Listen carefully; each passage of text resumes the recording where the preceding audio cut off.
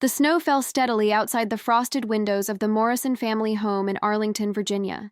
Inside, the warmth of the fireplace cast dancing shadows across the living room walls, decorated with garlands and twinkling lights. The aroma of roasted turkey and cinnamon-spiced apple pie filled every corner of the house. But General James Morrison stood alone in his study, staring at the family photo on his desk. "Dad's not coming again." Sarah's voice drifted through the closed door. His daughter's disappointment cut deeper than any battlefield wound he'd ever sustained. James pressed his palm against the cold window, watching his neighbors' driveways fill with cars as families gathered for Christmas Eve dinner. The Andersons across the street had strung lights along their roof, and through their dining room window, he could see them raising glasses in a toast. His own driveway remained conspicuously empty of his car. His phone buzzed with a text from his wife, Margaret. "The kids are asking where you are. Should I set your place at the table?" He typed and deleted his response 3 times before settling on, "Start without me, still at the Pentagon." It was a lie. He'd been home for 2 hours, sitting in his car in the garage before retreating to his study. How could he face them? How could he sit at that table and pretend everything was normal when his last mission had gone so catastrophically wrong? 6 months ago, Operation Silent Eagle had been his responsibility. 23 soldiers under his command had walked into what should have been a routine reconnaissance mission in eastern Syria. Only 15 had come home. 8 families would have empty chairs at their tables tonight, and James Morrison couldn't shake the feeling that he should be one of them. The court of inquiry had cleared him of any wrongdoing. Intelligence failure, they'd called it, unavoidable casualties in the fog of war. But their words couldn't silence the voices of the fallen that echoed in his dreams. Private First Class Jennifer Chen, barely 22, who'd shown him pictures of her newborn daughter just days before the mission. Sergeant Mike Rodriguez, who'd been counting down the days until his retirement. Captain David Thompson, his protege, who'd volunteered to lead the reconnaissance team. "James?" Margaret's voice came through the door, gentle but insistent. "Everyone's here. Your brother drove all the way from Chicago. Your mother's asking for you. Tell them I'll be there in a minute," he called back, his voice steady despite the turmoil inside. He heard her footsteps retreat down the hallway, then pause. "James, it wasn't your fault." The silence that followed was deafening. She'd said those words 100 times over the past 6 months, but they never landed. How could it not be his fault? He was the commanding officer. The buck stopped with him. His desk phone rang, the secure line that connected directly to the Pentagon. He almost didn't answer it. What emergency could possibly require his attention on Christmas Eve? But 40 years of military discipline kicked in, and he reached for the receiver. "Morrison?" he answered, his voice automatically shifting to its command tone. "General Morrison, please hold for the president," the operator said. James straightened in his chair. In his entire career, he'd received exactly 3 calls from the commander-in-chief, and none of them had been good news. "Jim?" President William Barrett's distinctive Boston accent filled the line. "I'm sorry to call you at home on Christmas Eve." "Mr. President," James responded, already reaching for a pen and notepad. "I need you to come in, Jim, immediately. We have a situation, and I need my best strategic mind on this." "Sir, with all due respect, after Syria..." "Jim, I read every page of that inquiry report. What happened in Syria was a tragedy, but it wasn't your fault. Right now, I don't need you to be perfect. I need you to be the officer who successfully commanded operations in Iraq, Afghanistan, and Yemen, the strategist who wrote the book on asymmetric warfare. I need General James Morrison, not whoever you've been these past 6 months." James closed his eyes. Through the door, he could hear his grandson's laughter, probably opening an early Christmas present. "What's the situation, sir?" "I can't discuss it over this line, even a secure one. How fast can you get to the Situation Room?" 20 minutes, Mr. President. "Make it 15. And Jim, this one's big. Bigger than anything we've faced since 9/11. The line went dead. James stood slowly, his joints protesting after sitting for too long. He walked to his closet and pulled out his dress uniform, muscle memory taking over as he transformed from the broken man hiding in his study to General Morrison, United States Army. As he adjusted his ribbons and medals, including the Distinguished Service Cross and 3 Purple Hearts, he caught his reflection in the mirror. The man staring back at him looked older than his 58 years. Gray had overtaken most of his once dark hair, and lines etched deep around his eyes told the story of too many sleepless nights and difficult decisions. He emerged from the study to find his family gathered in the dining room. The conversation stopped as everyone turned to look at him. His mother, Elizabeth, still formidable at 82, was the first to speak. "Let me guess," she said, her voice carrying the weight of being an Army wife for 35 years. "Duty calls." I'm sorry, Mom. He moved around the table, kissing her weathered cheek. I'm sorry, everyone. His brother Robert shook his head. It's Christmas Eve, Jimmy. Can't someone else handle whatever it is? If someone else could handle it, they wouldn't be calling me. James moved to Margaret, who stood to meet him. After 33 years of marriage, she could read him better than anyone. Her eyes searched his face, and he saw the moment she recognized something had shifted. Be careful, she whispered, straightening his tie. I will. Grandpa, are you leaving? 8-year-old Emma, Sarah's daughter, looked up at him with eyes that reminded him painfully of his daughter at that age. He knelt beside her chair.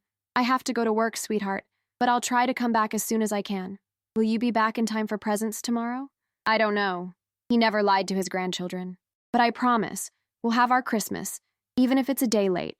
His son, Michael, a major in the Air Force himself, stood and saluted.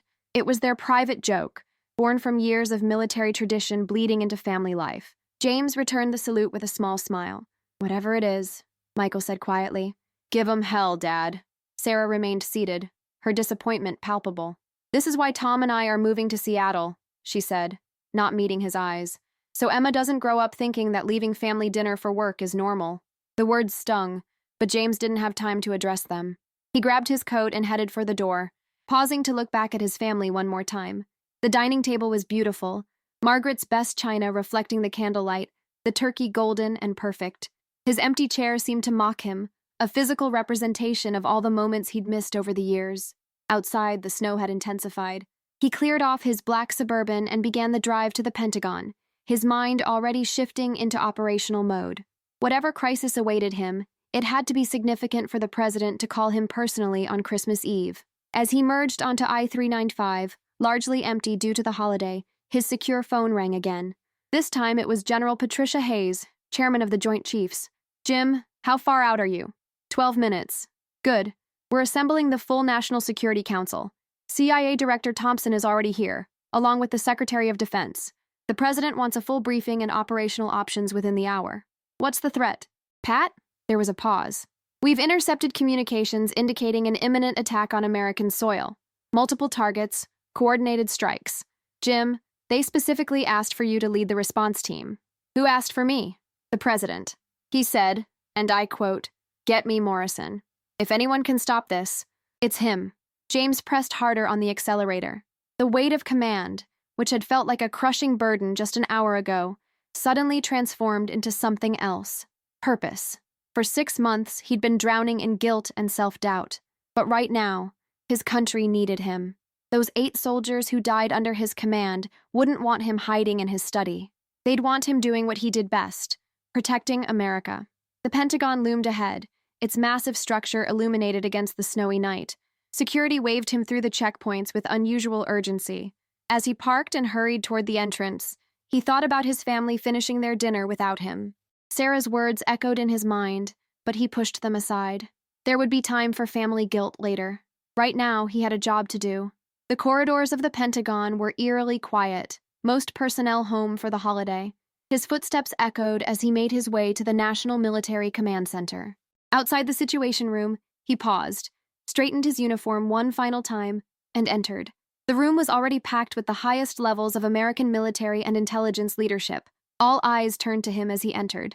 President Barrett stood at the head of the table, his usually jovial face grave. "General Morrison," the president said, "thank you for coming. Ladies and gentlemen, our response operation commander has arrived. Let's begin." As James took his seat, he noticed something that made his blood run cold. On the main screen was a map of the United States with 6 red markers: New York, Los Angeles, Chicago, Houston, Phoenix, and Philadelphia. Each marker had a timestamp. The earliest was less than 36 hours away. "General," the president continued, "what you're looking at is the most serious threat to American security since 9/11. We have credible intelligence that 6 coordinated attacks will occur simultaneously across the country on December 26th, the day after Christmas, when security is relaxed and first responders are operating with skeleton crews." CIA Director Thompson clicked to the next slide. 3 hours ago, NSA intercepted a series of encrypted communications between known terrorist cells. Our analysts broke the encryption and discovered detailed attack plans. Each cell has been operating independently, but they're all set to strike at exactly 3 p.m. Eastern Time on the 26th. "What's the nature of the attacks?" James asked, his mind already calculating response times and resource allocation. Mixed methodology, Director Thompson replied. We're looking at everything from conventional explosives to chemical weapons. The Chicago cell has been tracking hazardous materials shipments. The Los Angeles cell has been conducting surveillance on the city's water treatment facilities. Secretary of Defense Harold Manning leaned forward. General Morrison, the President has authorized you to lead Joint Task Force Christmas Shield. You'll have full operational authority and access to all military and intelligence assets. Your mission is simple. Stop these attacks before they happen. James studied the intelligence reports being passed around the table. 6 cities, 6 cells, less than 36 hours to act. It was an impossible timeline under normal circumstances, but these weren't normal circumstances. I'll need a full tactical assessment team assembled within the hour, James said, his command voice cutting through the room. I want representatives from Delta Force, SEAL Team 6, FBI Hostage Rescue, and CIA Special Activities. We'll need simultaneous strikes on all 6 cells. Time to prevent any warning reaching the others.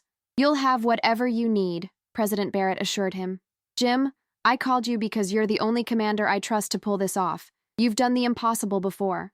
Mr. President, simultaneous operations across 6 cities with no margin for error.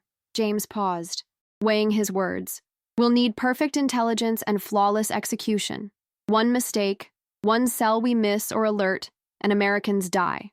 Then don't make mistakes, the President said simply. The American people are counting on us, Jim.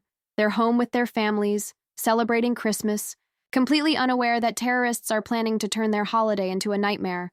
We're all that stands between them and catastrophe. James nodded, feeling the familiar weight of command settling on his shoulders. But this time, it didn't feel like a burden. It felt like redemption. I'll need a direct line to you throughout the operation, James said. And I want real-time satellite coverage of all 6 target cities. We go in fast, we go in hard, and we don't stop until every threat is neutralized. You'll have it all, General Hayes confirmed. We're setting up a dedicated command center. Your team will start arriving within the hour. As the meeting continued, with various officials providing additional intelligence and resources, James's mind was already working through the tactical challenges. 6 simultaneous operations meant 6 team leaders he trusted implicitly. It meant coordinating across time zones, dealing with local law enforcement, and maintaining absolute operational security. His phone buzzed with a text from Margaret. The kids are asking if you'll be home for presents. I told them Grandpa is doing something important. He typed back, tell them Grandpa is making sure everyone has a safe Christmas. I love you all. The meeting broke up with everyone scrambling to their assigned tasks. President Barrett approached James as the room emptied. Jim, I know I pulled you away from your family on Christmas Eve. I'm sorry for that. It's the job, Mr. President. No, it's more than that. The president's voice dropped. I know you've been struggling since Syria. I know you've been questioning yourself, but I want you to understand something. I didn't call you because you're the only general available.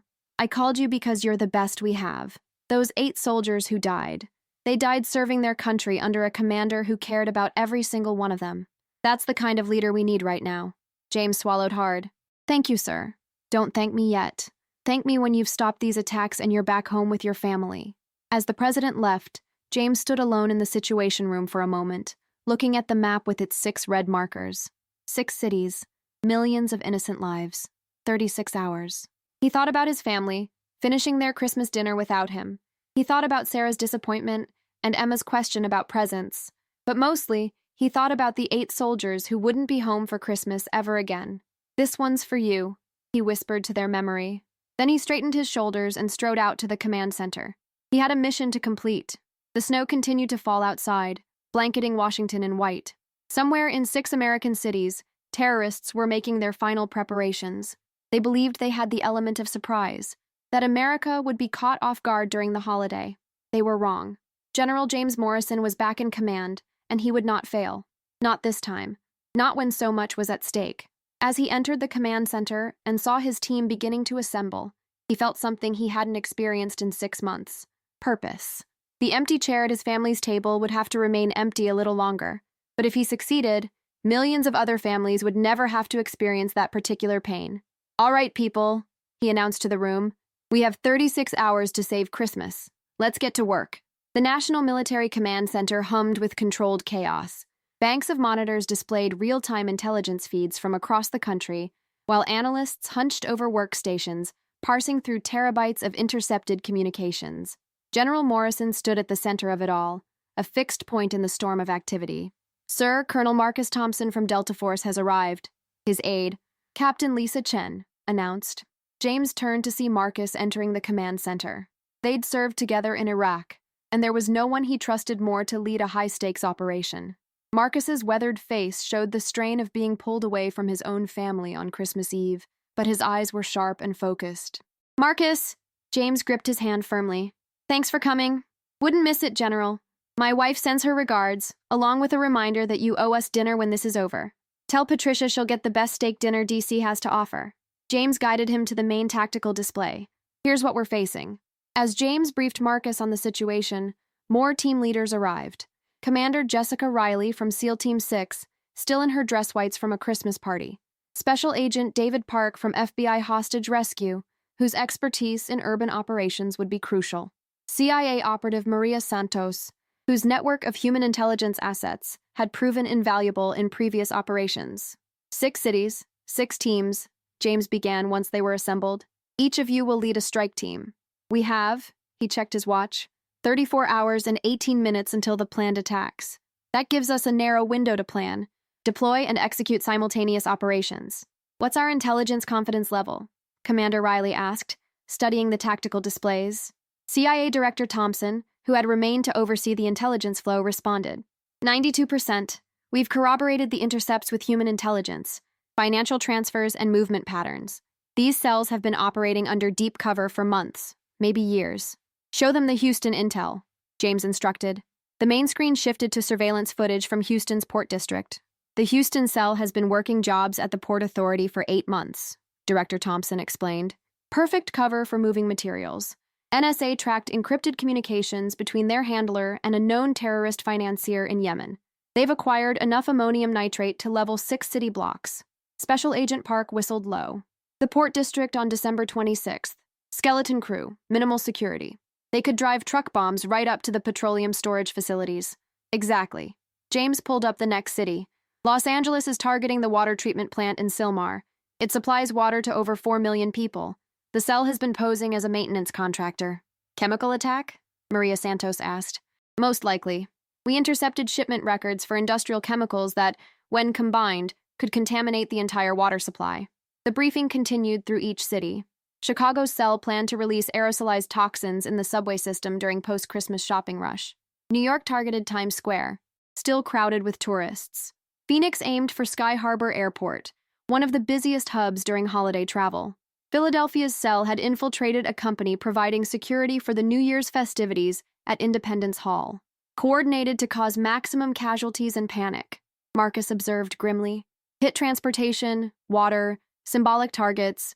The psychological impact would be devastating, which is why we're going to stop them," James said firmly. "I need each team leader to select their assault teams. 20 operators per city, mix of military and FBI. We'll have local law enforcement on standby, but they won't be briefed on specifics until H-hour minus 30 minutes. Operational security," Commander Riley nodded approvingly. "Can't risk a leak. Maria, I need your assets to provide real-time intelligence on each cell. Any changes in pattern, any indication they've been alerted, I need to know immediately." "Already on it. General, I've activated sleeper assets in 4 of the 6 cities. We'll have eyes on targets within 6 hours." Captain Chen approached with a secure tablet. "General, priority intelligence update from NSA." James read quickly, his expression darkening. "We have a complication. NSA just decoded another intercept. The cells have a failsafe. If any cell is compromised or fails to check in at predetermined times, the others accelerate their timeline. So we truly need simultaneous strikes," Marcus said. "No margin for error. Worse, they check in every 6 hours. Next check-in is," James calculated, 0300 hours Eastern. "If we're going to hit them, we need to do it in a single wave between check-ins." The room fell silent as the implications sank in. 6 operations across 4 time zones, all needing to succeed within the same narrow window.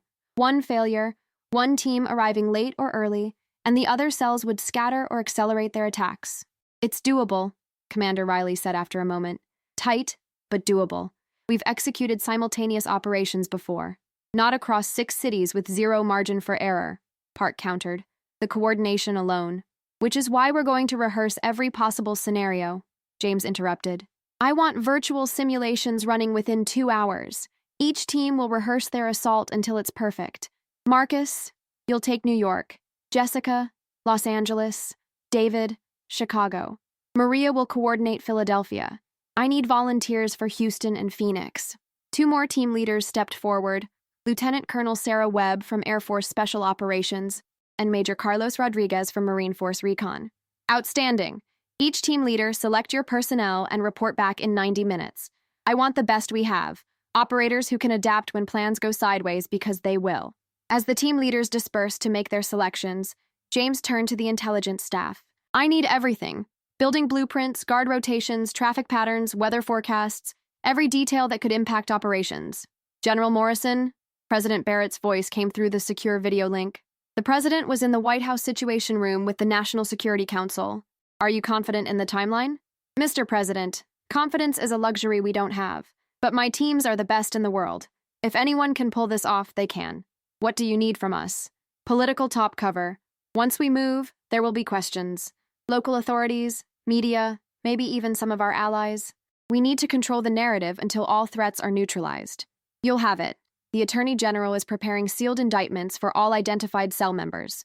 The moment you give the signal, we'll have legal authority to move. There's one more thing, sir. James paused, choosing his words carefully. These cells didn't develop in isolation. They have support networks, handlers, financiers.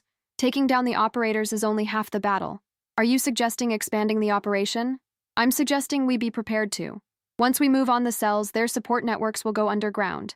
We'll have a brief window to roll them up. The president nodded slowly. Prepare your recommendations.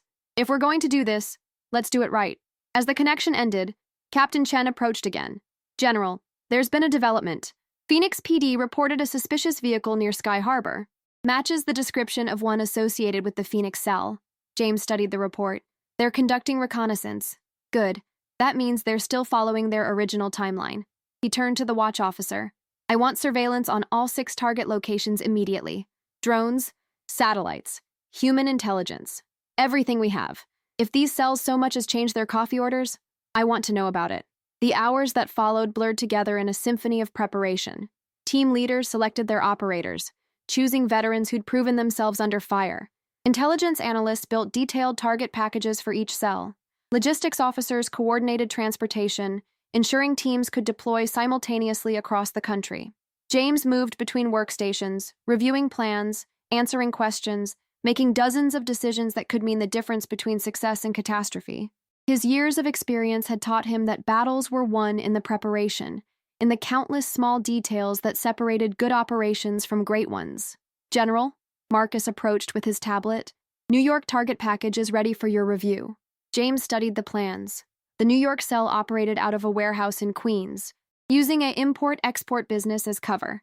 Surveillance showed 8 to 12 operators armed with automatic weapons and explosives. The warehouse had multiple entry points but limited escape routes. Good work, but what about the subway access? James pointed to a detail on the blueprint. This warehouse has a maintenance tunnel that connects to the F line. Marcus nodded. Already accounted for. I'll have a secondary team in the tunnel. No one gets out that way. Similar reviews followed for each city. Los Angeles faced the challenge of the water treatment plant's vast size. Multiple buildings spread across 40 acres.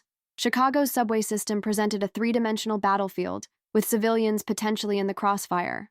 Houston's Port District offered too many hiding places among the massive storage tanks and container yards. Sir, Maria Santos returned from a secure communications room. My asset in Philadelphia just reported. The cell received a shipment tonight. Unmarked van, Delaware plates. They're moving it into position tomorrow. Christmas Day, James said grimly. While families are opening presents, these bastards are preparing to murder innocents. General Morrison, a young analyst, barely out of college by the look of him, approached nervously. I'm Lieutenant Morrison, sir. Lieutenant Kevin Morrison. No relation, sir. I'm sorry to interrupt, but I found something in the financial analysis that might be important. James smiled slightly at the young man's nervousness. What do you have, Lieutenant? Sir, all 6 cells received wire transfers from the same network of shell companies. But there's a pattern. Each transfer was exactly 6 hours before a major operational milestone. If the pattern holds, they'll receive final payment 6 hours before the attack, James finished. Outstanding work, Lieutenant.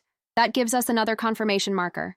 If we see those transfers, we'll know they're committed to the timeline, Maria concluded. I'll have Treasury monitor all associated accounts.